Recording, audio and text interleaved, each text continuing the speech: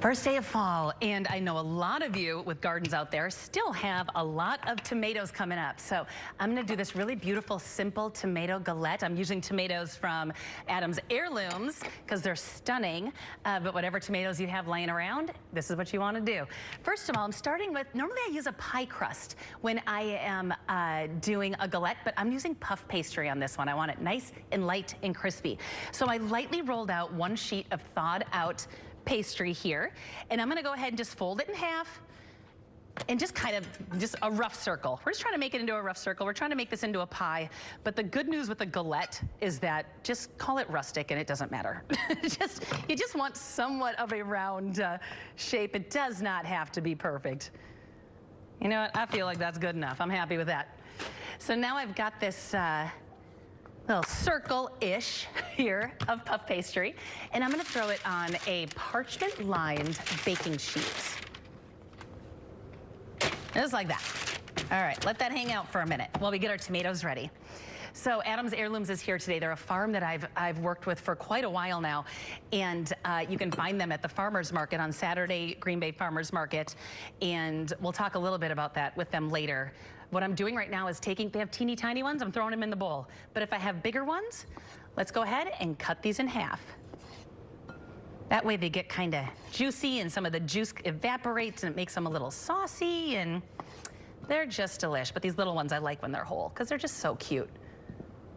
I hope you all had a wonderful weekend. We had a very busy weekend around the Everman household that I did not get a chance to talk or put a message out at all about my Sunday meal prep. I know I usually try and make that happen, but this weekend was busy. But I did have my brunch with my girlfriends on Sunday, which is one of my favorite things we do every 6 weeks.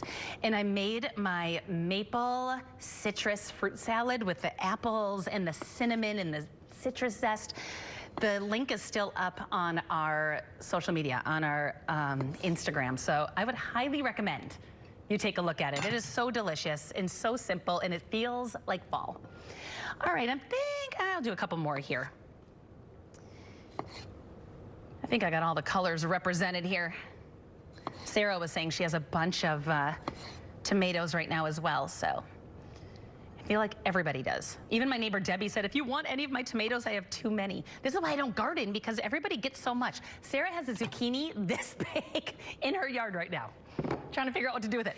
Okay, so with this, I'm gonna go ahead and add a little bit of our stock market olive oil, a little bit of Italian seasoning, and then I'm gonna give that a little toss and set it to the side for a moment because, of course, it's not, well, I was gonna say it's not a Monday. It's not a day without some sort of garlic component in my recipes. So we're gonna do some thin slices of garlic. You can mince it, you can do it however you want. But I like to do just nice thin slices, and it really helps you work on your garlic skill or your cutting skills, rocking that knife forward. Just sprinkle them in. I just feel like when they're larger like this and you're gonna bake it all together, they just infuse so well. So that's just how I like to do it. If you find it's too round and it's difficult to do, just cut it in half. All you're trying to do is create a flat side.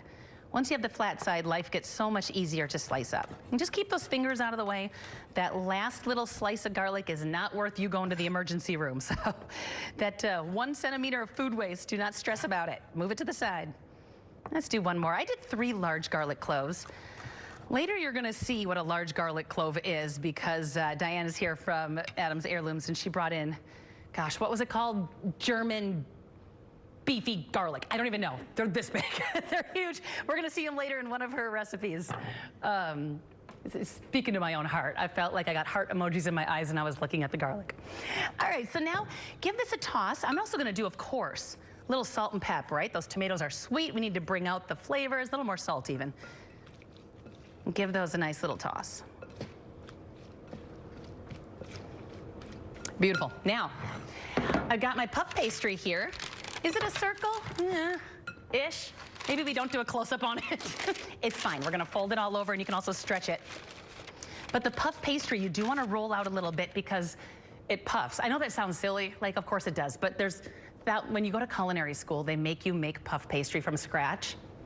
Never again. Don't even try. It's just layers and thousands of layers of butter, pastry folded over layers, layers. It's insane. So just buy the puff pastry, thaw it out, stretch it to where you want it. And now what I'm gonna do is I'm gonna take some of our Simon's freshly grated mozzarella, and we're just gonna kind of sprinkle it along the bottom. We fresh grated it. It's a little warm in here, so it's stuck together. No big deal, it's all gonna melt together. But just get that towards the bottom, but you're gonna leave a good solid inch around the outside.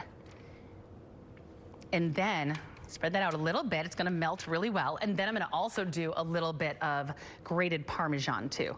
I want that nutty, warm thing going on there, but I want the meltiness of the mozzarella. And now let's take our marinated tomatoes. This couldn't be easier. I swear this is something you're gonna wanna make this week, because this with just a nice glass of cold wine, cold white wine, that's all I want. All right, now you're just gonna kinda push them so they're all kind of flattened out a little bit. I'm just gonna use my hands. I got clean hands here. Kind of smush them like this.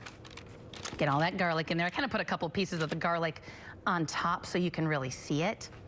And then I'm gonna take my edges here. You can just crinkle them up. I just kind of do a rustic little fold over like that. You can make it up to this point, by the way, and throw it in your fridge and then bake it right before you need it. And I'm gonna throw this in a 375-degree oven, just like that, with a little egg wash on it to help get it nice and golden brown. And you're gonna throw it in a 375-degree oven for about, I'm gonna say, 30 minutes or so. Normally puff pastry cooks at a higher temperature, but I really want those tomatoes to get soft and juicy and delicious. So I'm gonna throw this in, and I have one ready to go to show you. So when it comes out, actually I'm gonna put it right on my little serving board here. There we go. Ooh, she's still so nice and warm. Now, this already is beautiful and so flavorful, but let's go ahead and get some beautiful fresh basil. I just tear it right over the top.